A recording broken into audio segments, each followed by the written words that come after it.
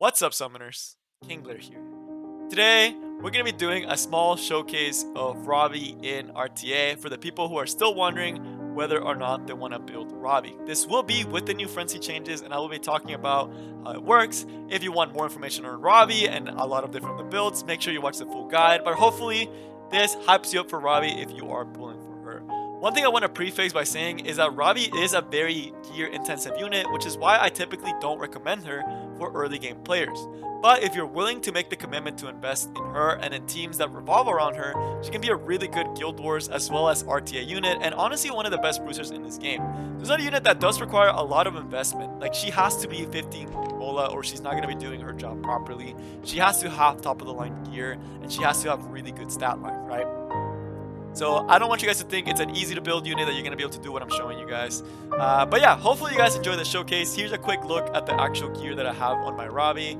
Just going through each of the pieces so you guys can see it is pretty freaking good gear that I have put a lot of love and work into the Ravi, and it's hard, and I do want to upgrade her in the future, but it's going to be kind of hard, right? There's very few room for improvement, like maybe on the sword and the helmet and the boots, but it's going to be really hard before I get anything even close to that.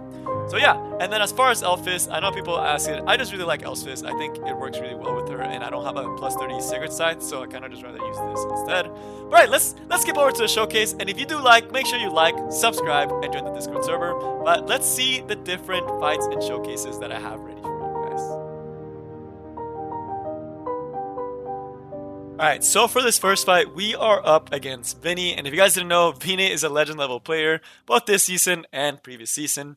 We see the early ML Crop pick and the Stennet and Rylet. I decided to pick Ravi because I don't want to ban his ML Craw, and I was thinking about it, and then I ended up picking Ravi to try to counter the ML Craw. We also see that he does have a Stennet, and while Ravi may not have the best matchup against Stennet, she can actually reach her with the S3, so I wasn't too worried.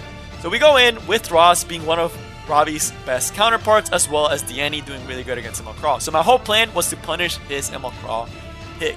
He starts going on a Tywin, which I'm not sure why he was deciding to go on a Tywin, since I wasn't really going to be able to stun him since his ML Craw was about to take a turn. So I thought that was a little bit weird, but it does allow me to set up into an S3 with Deanny. So two very powerful supports paired up with Ravi, both Ross and Deanny. Again, as we mentioned, the whole idea is to punish that ML Craw pick with my team. So the Ravi does counter attack here since I do have a counter Ravi. We deal a massive chunk since we do have that attack buff. We do miss a crit since again we don't have that 100% crit. That's one of the things I do want to change. But we still have plenty of rage to save up for later on when we decide to do our S3. Right here I decide to S2 to give my team a little bit more health and a little bit more barrier to try to survive some of that seaside damage. He decides to S1 since I do have immunity still on my Ravi, and he's probably trying to save up so my Ravi won't be able to heal in the future. We attack with Ross, and he starts popping off with the SSB, but the nice thing about Ravi versus SSB with the Ross is that the Ross can actually give her the immunity that she needs to survive SSB for a long time. We keep harping on this ML Craw with our Ravi, trying to get rid of him as fast as possible. The main goal is once we kill this ML Craw, Ravi's high damage S3 should be able to deal with the Spectre Tenebria and potentially get a critical stun. He's still working on my Tywin. Can't really go into my Ravi because there's a chance my Ravi will just counterattack and just start destroying his team. Understandable why. I decided to go for the S3 to start setting up an increased defense, and we end up killing the ML Craw. Our Deanny still has some time before the cycle, but we need to get rid of this ML Craw. One thing that Ravi does have that is very powerful as well is going to be the Soulburn S2. Here, though we do end up hitting the Rylet, even if we had missed right here, the amount of damage that we would have done would have been enough to put him at a very low state.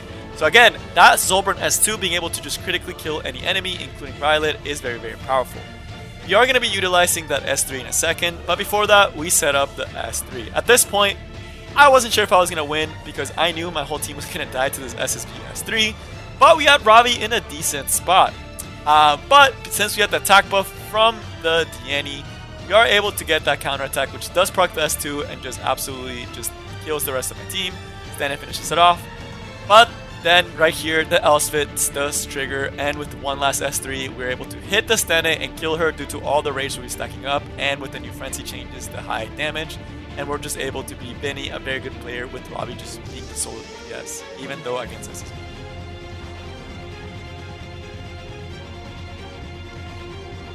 For the second fight, we can really show how Ravi can really punish a full Earth team draft. So we're fighting against Incross, again, another really good booster tank player. He's deciding to go a little bit more aggressive here and decides to pick Landy as well as Vivian. Vivian to counter my Tywin, as well as the Ross, and then the Landy to be able to do a lot more damage since the Ross can put up that increased defense and that immunity. He can really punish it. Decides to go for Chloe here for the extra attack. We end up banning the Lilias to take away the opportunity for him to set up the S1s that could be really harmful with us with Landy. He does get the first turn with Vivian, which means we are going to be taking pretty hard S2 to the face if we are not able to kill her. Again, using Ross right here because he's just a really good knight to be able to pair up with good single target damage dealers. We set up the S3 just in case he does decide to do the flush, and for the Landy, we actually want the Landy to get as much as possible so that we just don't get destroyed, and also to get that Landy out of stealth.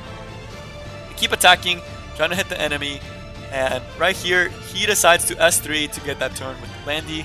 He's going to be able to do the S3 2 turns in a row since we're not able to do a lot against this Landy, since we only have very limited AoE. So he does do the S3, but the increased defense does help mitigate the damage just enough, and with the flush, we're also able to survive, and our Ravi starts countering. So right here, you can see why Ravi's so good against Earth heroes. We're easily able to pick up the kill right here on the Vivian, taking away one of the big damage threats. We're able to also set up the S3 with the Spectre Tenebria. But again, Ravi being the biggest threat, and Incross not really having much of an opportunity to deal with the Ravi because of that high Earth capabilities. It's really hard to deal with a full Earth team against a Ravi, especially even with Vivian, because it's just hard to kill her, and she can just proc a counterattack. Does land the stun right here, stopping a Ross from doing another S2, and his Landy gets to do the S3 again. So a lot of damage.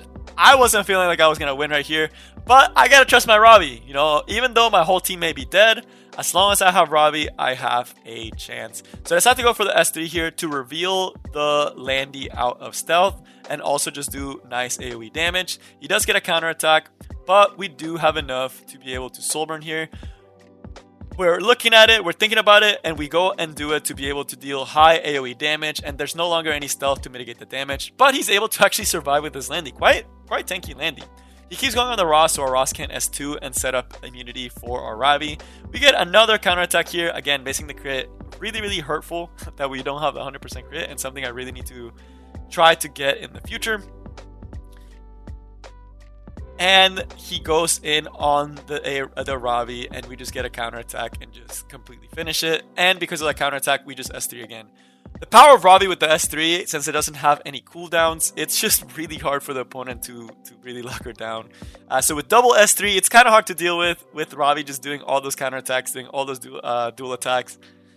She's going to be setting up way too fast into her S3, and at this point, with the dual attack from the Ross, it's pretty much GG. Even though he's countering, we already have the immunity on Ravi. He pushes us up, and we have the souls to be able to soul burn to kill this maid Chloe later on, because we've been saving souls, since we haven't been able to do a lot of Ross S1. We have enough to do one right here. No decreased defense, but it's at the perfect spot for our Ravi to just soul burn kill.